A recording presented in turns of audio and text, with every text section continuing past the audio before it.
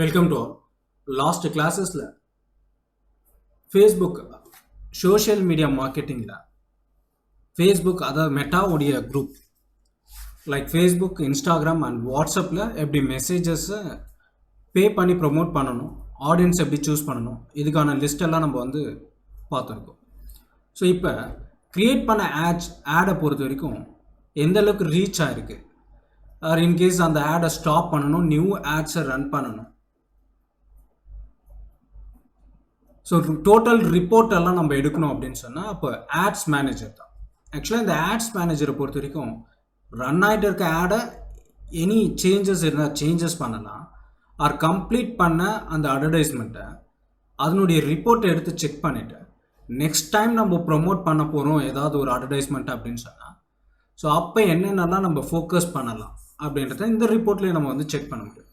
So இதுக்கு first ads மேனேஜரை click பண்ணுங்கள்.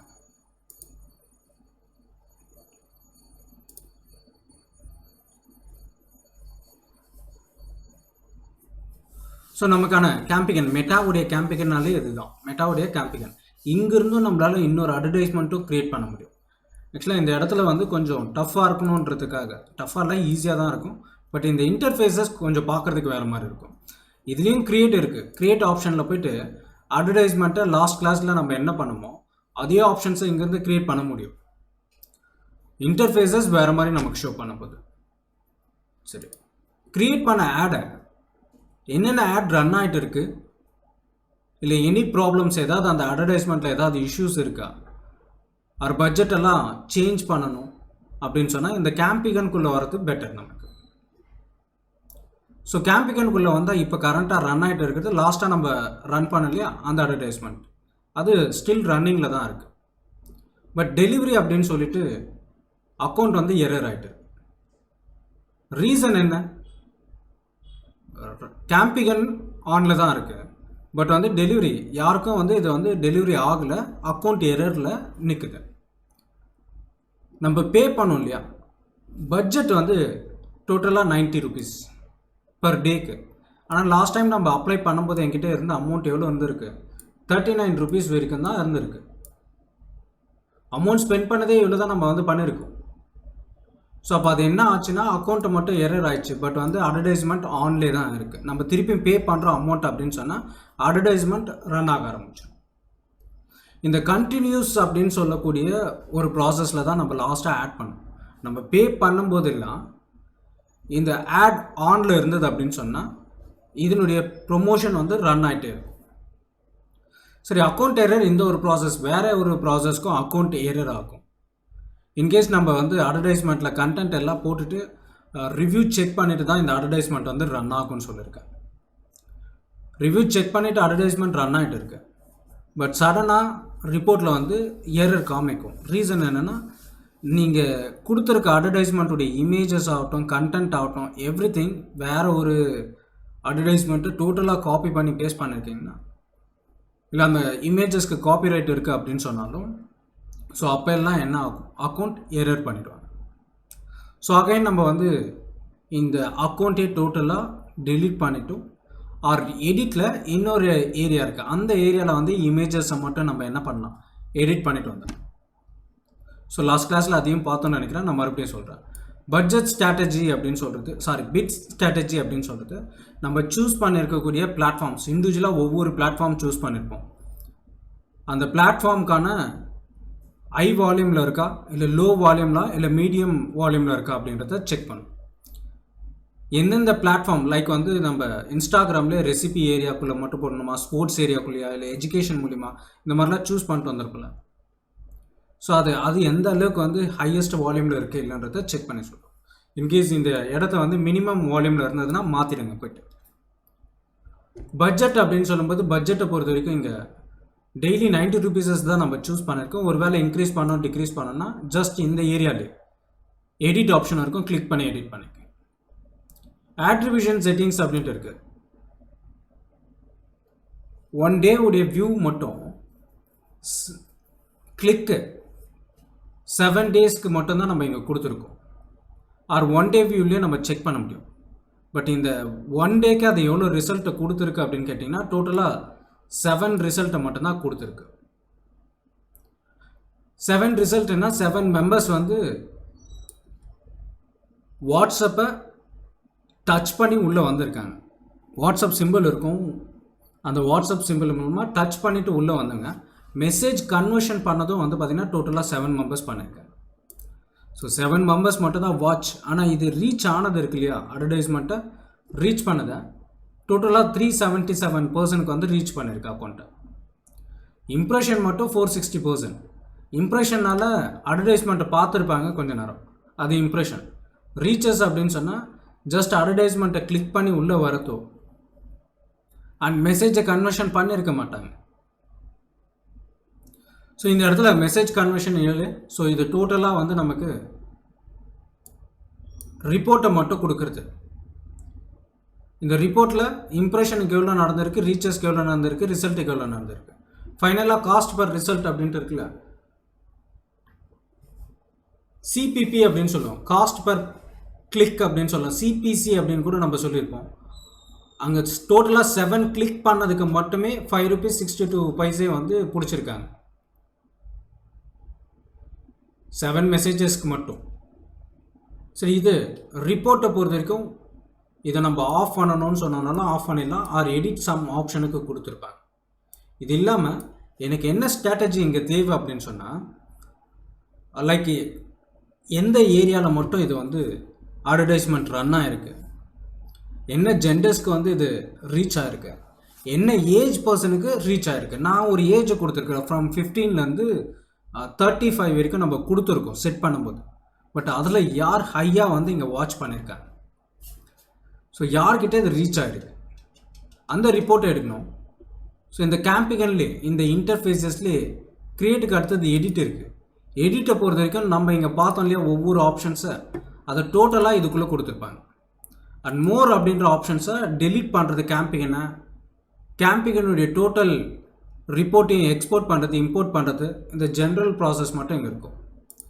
வியூ செட்டப் அப்படின்னு சொல்லிட்டு நம்ம என்ன காலம்ஸ் இருக்கு இல்லையா, இங்கே இருக்கிற காலம்ஸ் எல்லாம் செட் பண்ணுறது, எந்த மாதிரியான காலம்ஸ் வேணும் காலம் வேண்டான்றதை செட் பண்ணுறதுக்கு மட்டும்தான் இங்கே கொடுத்துருப்பாங்க. இதை சூஸ் பண்ணிட்டீங்க அப்படின்னு சொன்னால் காலம் செட்டப்பில் போய்ட்டு எதெல்லாம் வேணுன்றதை ஆக்டிவ் பண்ணுறோமோ அதுக்கு ஏற்ற மாதிரி காலம்ஸ் வந்து இங்கே சேஞ்ச் ஆகும்.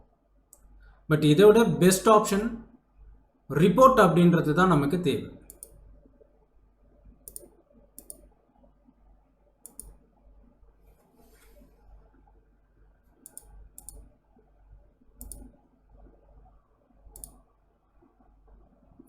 என்கேஜ் பண்ண பர்சன்ஸ் வரைக்கும் தனியாக எடுத்து ஷோ பண்ணுறது, நம்ம இந்த மாதிரி ஒவ்வொன்றா பார்க்குறத விட டேரெக்டாக பிரேக் டவுனும் சேம் தான், தனித்தனி காலமாக ஷோ பண்ணோம். நான் டேரெக்டாக ரிப்போர்ட் எடுக்கிறேன், இதை ரிப்போர்ட் அப்படின்னு சொல்லுவோம். வியூ ஆட் கிரியேட்டிவ் பெர்ஃபார்மன்ஸ் அப்படின்ட்டு இருக்கும், இல்லை கிரியேட் நியூ ரிப்போர்ட் எடுத்தாலும் சரி. ஸோ எதை கொடுத்தாலும் சரி, ரிப்போர்ட்டை செக் பண்ணுறதுக்கு மட்டும்தான் இதை யூஸ் பண்ண போகிறோம். ஓகே, இப்போ ஆன்கோயிங் சென்டிங் அந்த ப்ராசஸை கிளிக் பண்ணி தான் இதுக்குள்ளே வந்திருக்கும். இதுக்கான ரிப்போர்ட் கேம்பிகன் நேம்லாம் இதெல்லாம் தேவையில்லை, பேசிக்காக அதெல்லாம் வந்துருக்கும். எனக்கு ஏஜை மட்டும் ஷோ பண்ண சொல்லி கேட்குறேன். ஸோ ஏஜை மட்டும் 18 to 24 இருக்கிறவங்க மட்டும்தான் 5 மெம்பர்ஸ், 25 to 34 மெம்பர்ஸ் வந்து 4 மெம்பர்ஸ் வந்து வாட்ச் பண்ணியிருக்கேன். ஸோ இந்த 18 to 24 ஷேர் பண்ணது எவ்வளோ, கிளிக் பண்ணது எவ்வளோ, 25 to 34 எவ்வளோ. அப்போ நெக்ஸ்ட் டைம் நம்ம போடும்போது இந்த 35 to 44 அப்படின்ற ப்ராசஸை கம்மி பண்ணி 18 to 34 வரைக்கும் நம்ம கொடுக்கலாம். ஸோ அங்கே மட்டும் தான் ரீச்சஸ் எது அதிகமாக இருக்கோ அந்த பர்சனை மட்டும் சூஸ் பண்ணால் போதும். அண்ட் ஜெண்டர்,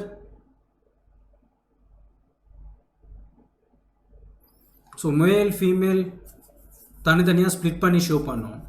எந்த ஏஜில் என்ன பர்சன்ஸ் அப்படின்றதும் ஸ்ப்ளிட் பண்ணி ஷோ பண்ணும்.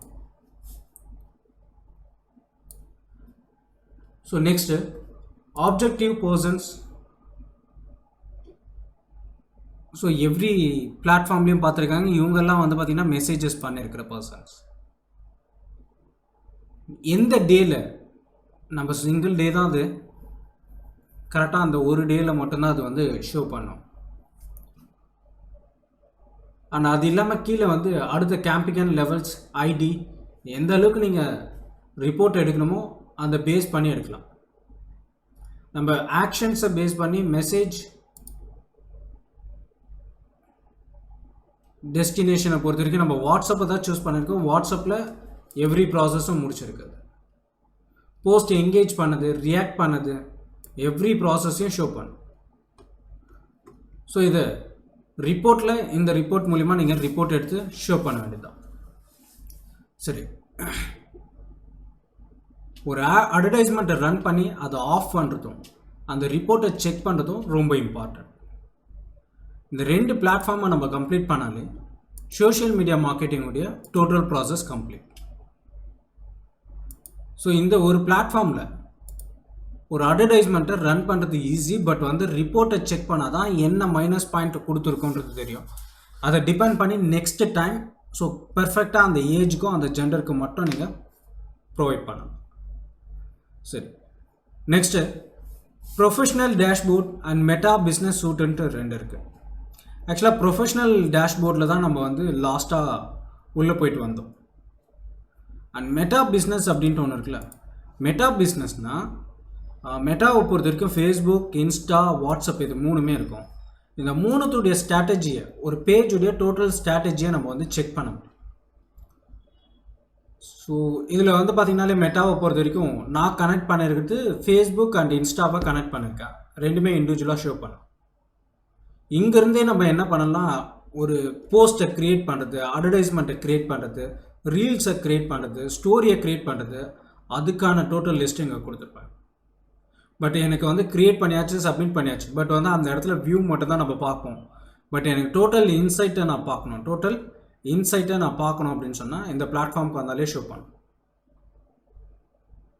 இந்த பிளாட்ஃபார்மில் நம்ம ரன் பண்ண அட்வர்டைஸ்மெண்ட் முதல் கொண்டும் மெட்டா பிஸ்னஸ்லேயே நமக்கு வந்து ஷோ பண்ணும்.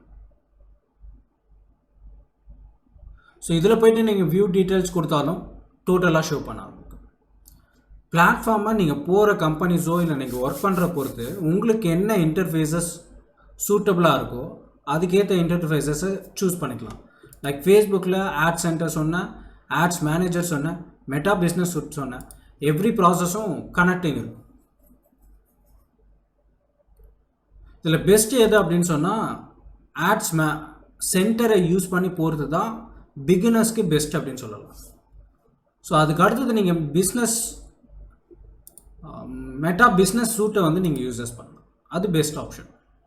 ஸோ சேம் இங்கேருந்து நீங்கள் க்ரியேட் பண்ணுறதும் சேம் தான். உங்களுக்கு க்ரியேட் அட்வர்டைஸ்மெண்ட் அப்படின்னு கொடுத்தா நம்ம லாஸ்ட்டாக என்ன பார்த்தோமோ அதே ப்ராசஸ் தான். இன்டர்ஃபேஸஸ் மட்டும் வேறு ப்ராசஸில் ஷோ. பட் இதில் என்ன அடிஷ்னலாக ஒரு 3 process, get more website visitors and more லீடுக்காக மட்டும் நான் எடுக்கிறேன் அப்படின்னு சொன்னால் இப்போ அந்த பிளாட்ஃபார்மை நம்மளால் ரன் பண்ண முடியும். ஸோ ஒரு சோஷியல் மீடியாவில் ஃபேஸ்புக், இன்ஸ்டா, வாட்ஸ்அப்பில் நீங்கள் ப்ரொமோட் வாட்ஸ்அப் நான் தனியாகவே அதை சொல்கிறேன். இதை ரிப்போர்ட்டும் செக் பண்ணணும் அண்ட் அட்வர்டைஸ்மெண்ட்டும் ரன் பண்ணணும். ஸோ இதுக்கு அடுத்து நம்ம கிளாஸஸில் யூடியூப்பை பற்றி பார்க்க போகிறோம். யூடியூப் முடித்தோடனே வாட்ஸ்அப்பை முடித்தோடனே டேரெக்டாக ப்ரோக்ராமிங்கை, வெப்சைட் க்ரியேஷனுக்கான programming HTML, CSS and Python script, JavaScript, Python இது எல்லாமே நம்ம ஏஐடோ ஒர்க் பண்ணி பார்க்க போகிறோம். சிம்பிள் அண்ட் ஷார்ட்டாக முடிச்சுட்டு இன்றைக்கி ஜென்ரேஷனுக்கு ஏற்ற மாதிரி ஏஐ சூட்டபிளில் பார்த்துட்டு முடிக்க போகிறோம். Thank you, by.